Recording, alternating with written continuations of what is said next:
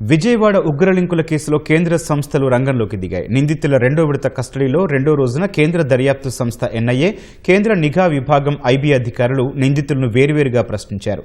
విజయవాడకు చెందిన ముగ్గురు యువకులు మిగతా వారిని ప్రేరేపించినట్లు గుర్తించారు. విజయవాడ ఉగ్రలింకుల కేసులో దర్యాప్తు వేగం పుంజుకుంది. కస్టడీ ముగిసిన 5 నిందితులు వెల్లడించిన వివరాల ఆధారంగా అధికారులు విచారణ జరుపుతున్నారు.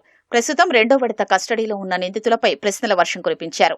షాద్మాన్ దిల్కష్, లక్మీ అహ్మద్, జిషాన్ అబ్దుల్ మజీద్, మీర్ ఆసిఫ్ అలీ, షారుఖ్ ఖాన్, ఫయాజుర్ రెహమాన్ ను విజయవాడ పోలీసులు కౌంటర్ ఇంటెలిజెన్స్ సెల్ అధికారులతో కలిసి కస్టడీకి తీసుకున్నారు. కేంద్ర దర్యాప్తు సంస్థ ఎన్ఐఏ, కేంద్ర నిఘా విభాగం ఐబీ అధికారులు శుక్రవారం విజయవాడ చేరుకుని ఇంటరాగేషన్ జరుగుతున్న టాస్క్ ఫోర్స్ కార్యాలయానికి వెళ్లారు. నిందితుల్ని వేర్వేరుగా ప్రశ్నించారు. యువతలో ఉగ్రవాద భావజాలాన్ని పెంపొందించడం, జిహాద్ కోసం సన్నద్దం చేయడమే లక్ష్యంగా విజయవాడకు చెందిన 3 యువకులు మిగతా వారిని ప్రేరేపించినట్లు గుర్తించారు.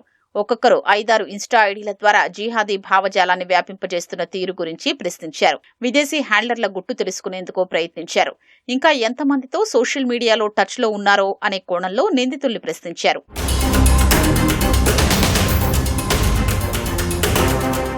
ఆరుగురు నిందితుల్లో కీలకంగా వ్యవహరించిన ఢిల్లీకి చెందిన లక్మీ అహ్మద్, జోధ్పూర్కు చెందిన జిషాన్ ను అధికారులు సుదీర్ఘంగా విచారించారు.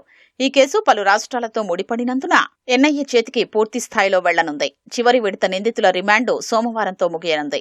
అనంతరం కేసు దర్యాప్తును కేంద్ర దర్యాప్తు సంస్థ పర్యవేక్షించనుంది. ఇప్పటికే కేసు బదిలీ లేఖపై విజయవాడ పోలీస్ కమిషనర్ రాజశేఖర్ బాబు సంతకాలు చేశారు. ఈ నేపథ్యంలో కేసు బదిలీ లాంఛనం కానుంది. ఈ కేసులో అరెస్టు అయిన మైనర్ రిమాండ్ను ఈ నెల 24 వరకు పొడిగిస్తూ కోర్టు ఉత్తర్వులిచ్చింది. అతడి కస్టడీ కోసం పోలీసులు వేసిన పిటిషన్పై తదుపరి విచారణ 13కు వాయిదా పడింది.